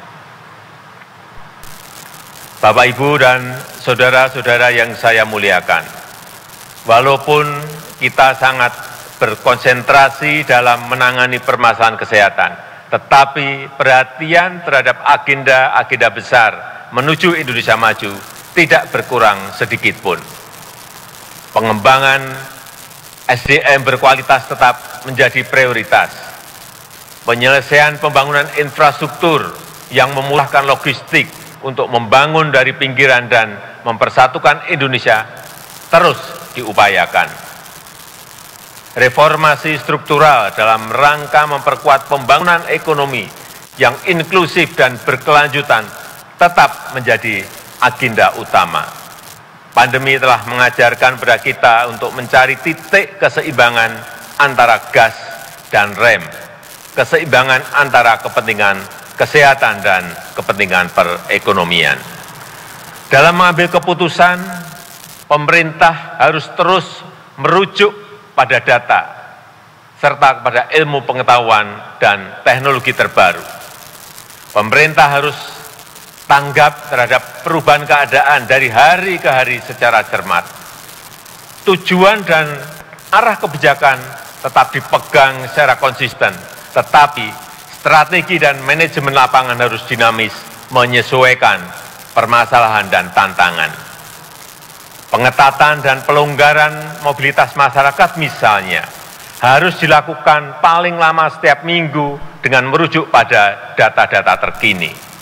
Mungkin hal ini sering dibaca sebagai kebijakan yang berubah-ubah atau sering dibaca sebagai kebijakan yang tidak konsisten.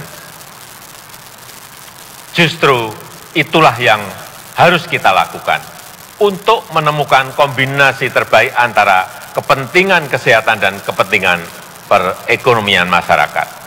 Karena virusnya yang selalu berubah dan bermutasi, maka penanganannya pun juga harus berubah sesuai dengan tantangan yang dihadapi. Pengetatan mobilitas yang tidak bisa dihindari ini membuat pemerintah harus memberikan bantuan sosial yang lebih banyak dibanding pada situasi normal. Program Keluarga Harapan PKH, kartu sembako, diskon listrik, subsidi gaji, bantuan produktif usaha mikro, bantuan sosial tunai, BLT dana desa, dan program kartu prakerja juga terus ditingkatkan.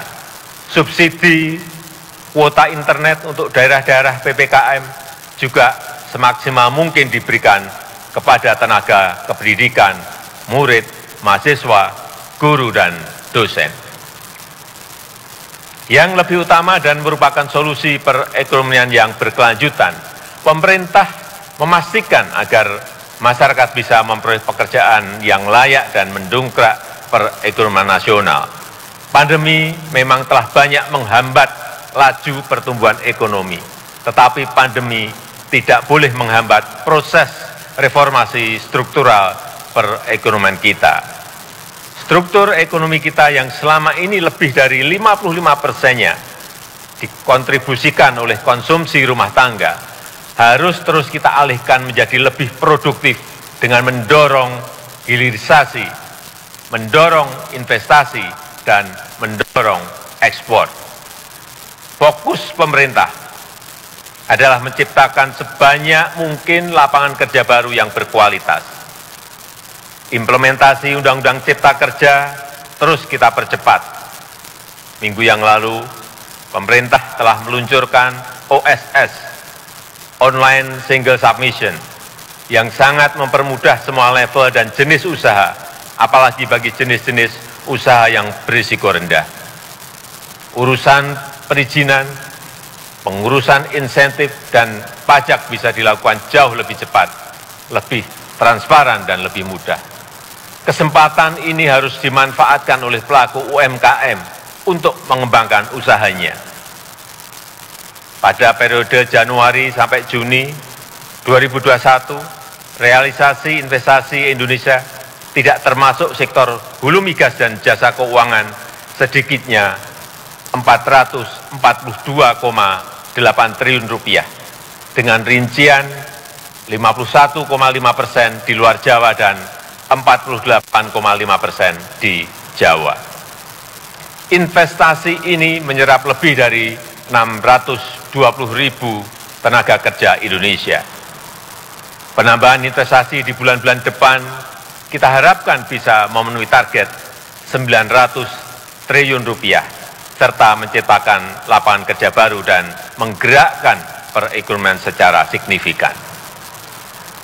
Perkembangan investasi harus menjadi bagian terintegrasi dengan pertumbuhan ekonomi yang inklusif dan berkeadilan. Peningkatan kelas pengusaha UMKM menjadi agenda utama.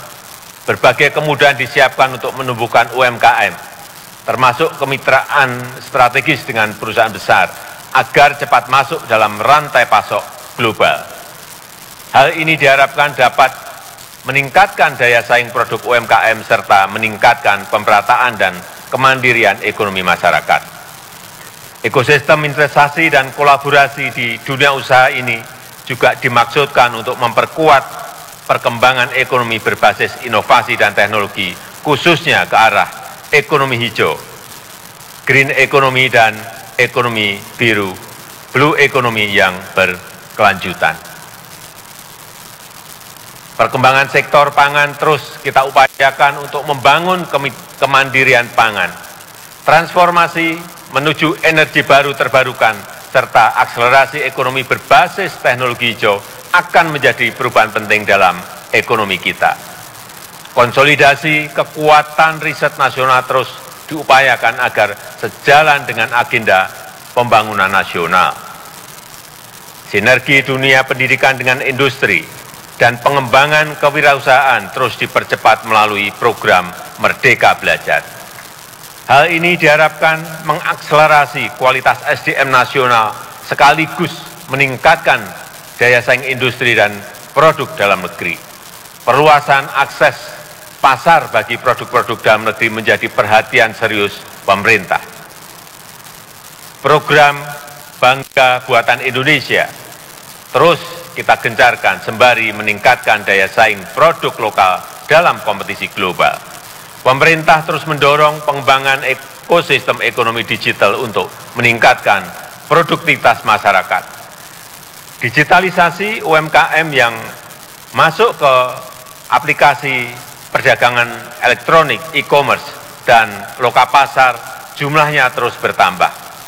Sampai Agustus tahun ini, sudah lebih dari 14 juta UMKM atau 22% dari total UMKM yang sudah bergabung dengan aplikasi perdagangan elektronik e-commerce. Partisipasi dalam ekonomi digital ini sangat penting karena potensinya yang sangat besar dan mempermudah UMKM untuk masuk ke rantai pasok global. Tahun 2020 nilai transaksi perdagangan digital Indonesia mencapai lebih dari 253 triliun rupiah. Nilai ini diperkirakan akan meningkat menjadi 330,7 triliun rupiah di tahun 2021. Bapak, Ibu, dan saudara-saudara sebangsa dan setanah air, pandemi COVID-19 juga memberikan hikmah kepada bangsa Indonesia bahwa krisis menuntut konsolidasi kekuatan negara untuk melayani rakyat, meningkatkan kesejahteraan masyarakat, dan meraih Indonesia maju yang kita cita-citakan.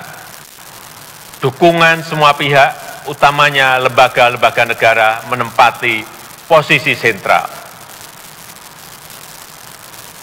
Kerja cerdas dan sinergitas antar lembaga negara menjadi salah satu kunci utama untuk bisa gesit merespon perubahan yang terjadi di masa mendatang. Keseimbangan dan saling kontrol antar lembaga negara sangatlah penting dalam sistem ketatanegaraan kita. Tetapi kerjasama, sinergi, serta kerelaan untuk berbagi beban dan tanggung jawab justru lebih utama dalam menghadapi pandemi ini. Saya mengucapkan terima kasih yang sebesar-besarnya kepada lembaga-lembaga negara, juga kepada Bank Indonesia, Otoritas Jasa Keuangan, Lembaga Penjamin Simpanan, Komisi Pemberantasan Korupsi, dan Ombudsman Republik Indonesia, termasuk Komisi Pemilihan Umum dan Badan Pengawas Pemilihan Umum atas dukungannya yang konsisten dan produktif selama ini. Saya mengapresiasi para anggota MPR RI dengan program 4 pilarnya yang terus konsisten memperkokoh ideologi Pancasila, Undang-Undang Dasar 1945, NKRI, dan Bhinneka Tunggal Ika. Agenda MPR untuk mengkaji substansi dan bentuk hukum pokok-pokok haluan negara juga perlu diapresiasi untuk melandasi pembangunan Indonesia yang berkelanjutan lintas kepemimpinan. Menghadapi pandemi yang membutuhkan penanganan yang luar biasa, DPR RI bersama pemerintah juga telah bekerja keras dan bersinergi untuk membangun fondasi hukum bagi penanganan COVID-19.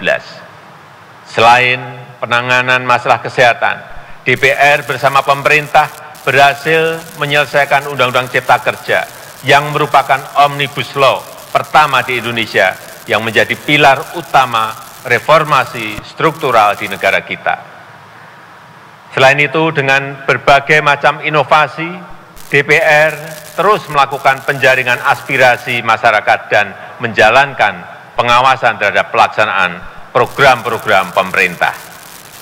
DPD RI juga terlibat aktif dalam pembahasan rancangan undang-undang, termasuk terkait dengan kebijakan anggaran, serta melakukan pengawasan, utamanya terhadap pelayanan publik dan pelaksanaan undang-undang tentang desa. Peran ini memberikan kontribusi dalam ketepatan penanganan pandemi dan sekaligus dalam perbaikan kelembagaan pemerintah daerah ke depan. Di tengah kebutuhan pemerintah untuk bertindak cepat menyelamatkan masyarakat dari pandemi, peran pemeriksaan yang dilakukan oleh BPK RI juga telah dilakukan beberapa penyesuaian.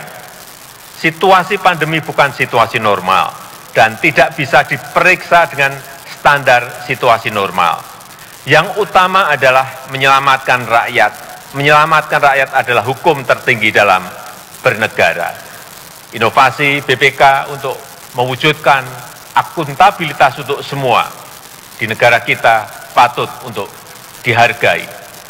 Saya mengapresiasi upaya-upaya BPK untuk memberikan informasi temuan pemeriksaan agar ditindaklanjuti oleh pemerintah, baik di pusat maupun di daerah.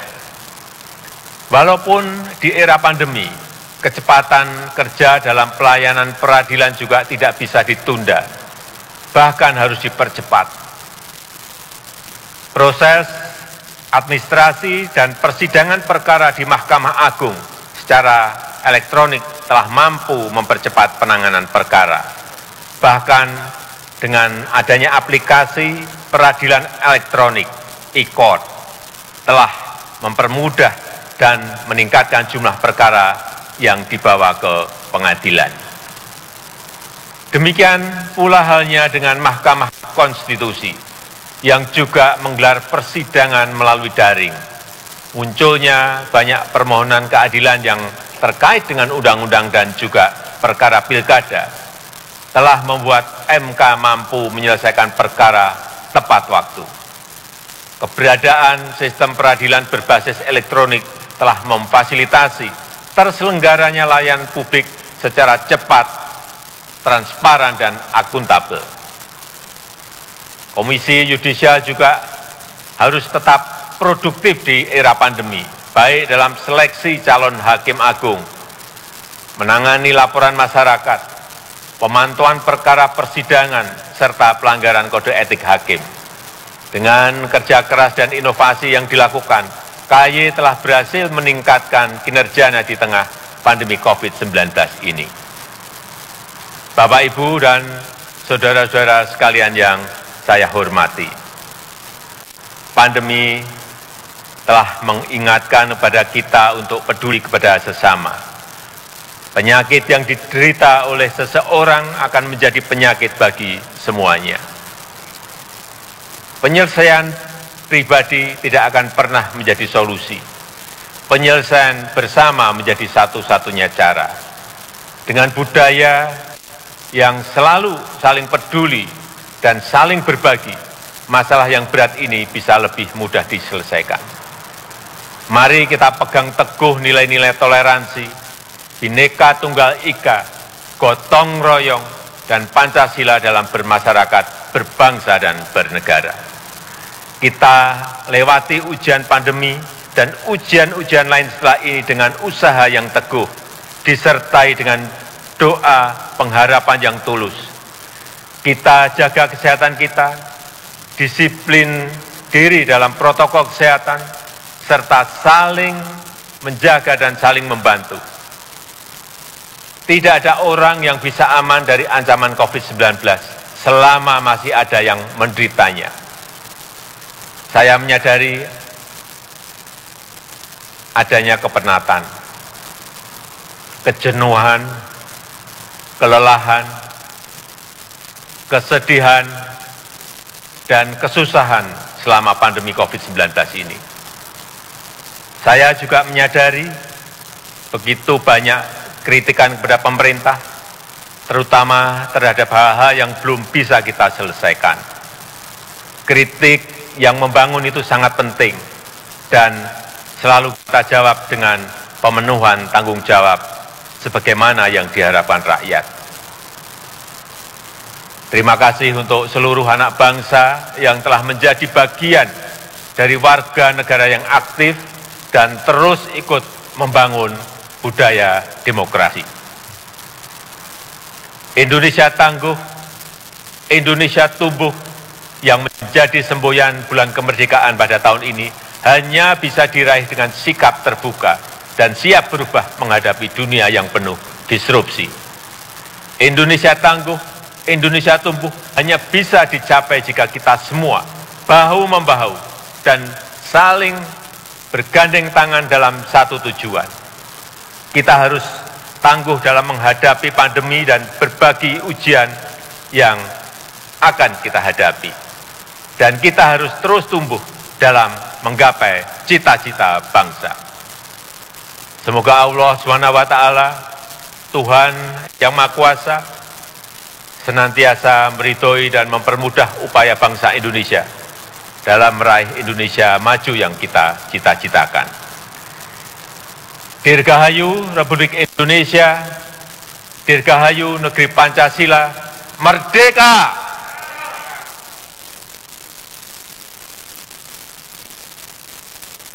Busana yang saya pakai ini adalah pakaian adat suku Baduy. Saya suka karena desainnya yang sederhana, simple, dan nyaman dipakai. Saya juga ingin mengucapkan terima kasih kepada Pak Jaro Saija, Tetua Adat Masyarakat Baduy, yang telah menyiapkan baju adat ini. Terima kasih. Wassalamualaikum warahmatullahi wabarakatuh. Om Santi Santi Santi Om. Namo Buddhaya. Salam kebajikan.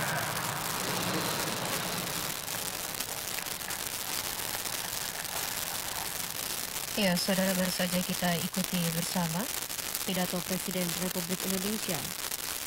Acara selanjutnya, pembacaan doa oleh Kepala Kantor Kementerian Agama Kabupaten Kolaka. Kepada Kepala Kantor Kementerian Agama, disilahkan.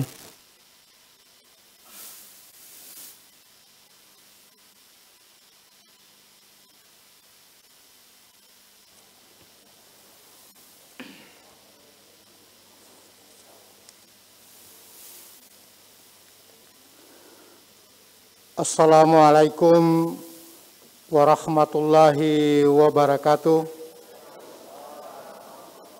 Salam sejahtera untuk kita sekalian. Om Swastiastu, Namo Buddhaya, salam kebajikan.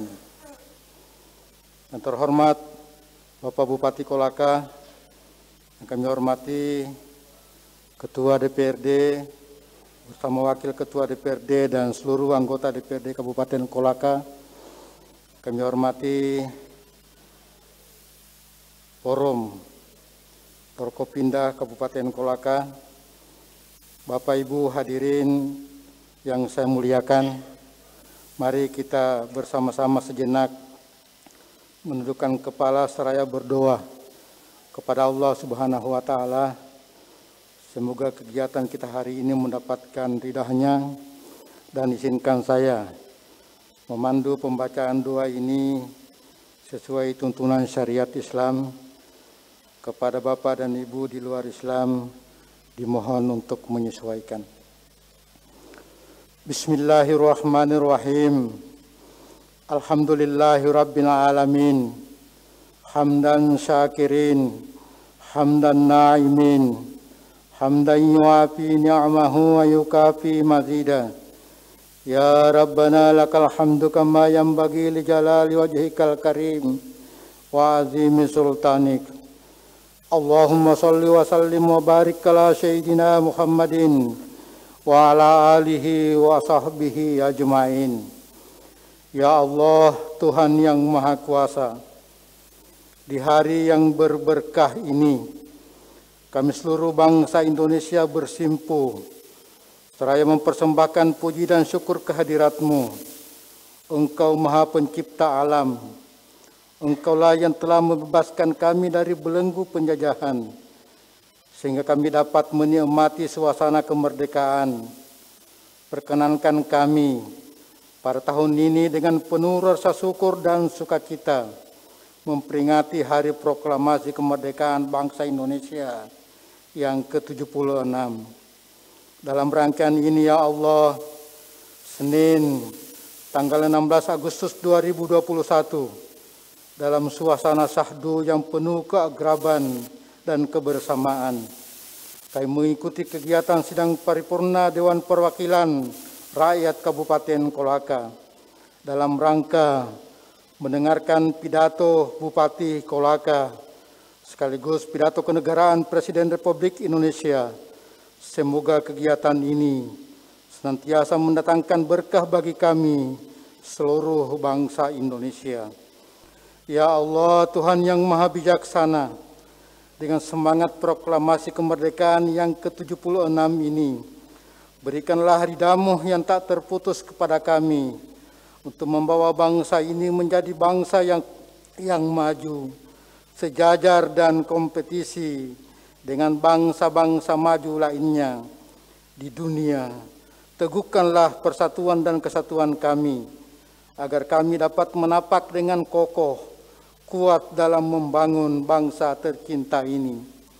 Ya Allah, Tuhan yang Maha Pengasih, curahkanlah rahmat dan kasih sayang-Mu kepada para pahlawan kami yang telah mengorbankan jiwa raganya demi tegaknya negara kesatuan Republik Indonesia. Ampunilah segala kesalahan mereka dan terimalah budi baik dan keikhlasan pengorbanan mereka, serta tinggikan derajat dan muliakan mereka dalam golongan hamba-hamba-Mu yang syuhada. Ya Allah, Tuhan yang Maha Melindungi, di tengah wabah COVID-19 ini yang masih berlangsung sampai dengan saat ini, semakin menyadarkan kami bahwa betapa lemahnya kami tanpa pertolongan-Mu, ya Allah. Mohon Engkau perkenan mengangkat COVID-19 ini dari negeri Indonesia tercinta ini, sehingga kami lebih sehat. Kuatkan dan tabahkan kami dalam menghadapinya. Ya Allah, Tuhan yang Maha Pengampun, dengan sifat Afuwun Ghafurmu, ampunilah dosa dan kesalahan kami, dosa kedua orang tua kami, dosa dan kesalahan para pahlawan kami, serta dosa dan kesalahan pemimpin kami. Perkenankan doa kami, ya Allah. Rabbana atina fid dunya hasanah wa fil akhirati hasanah wa qina adzabannar. Walhamdulillahi rabbil alamin. Wassalamualaikum warahmatullahi wabarakatuh.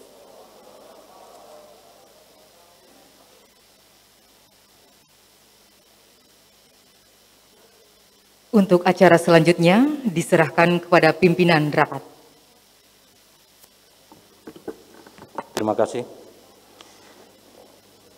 Rapat Dewan serta hadirin yang terhormat, selanjutnya acara penutup dengan selesainya seluruh rangkaian acara yang berlangsung pada rapat paripurna Dewan Perwakilan Rakyat Daerah hari ini dalam rangka mengikuti pidato kenegaraan Presiden Republik Indonesia Bapak Insinyur Haji Joko Widodo dan pidato Bupati Kolaka dalam rangka peringatan Hari Ulang Tahun ke-76 Kemerdekaan Republik Indonesia tanggal 17 Agustus tahun 2021.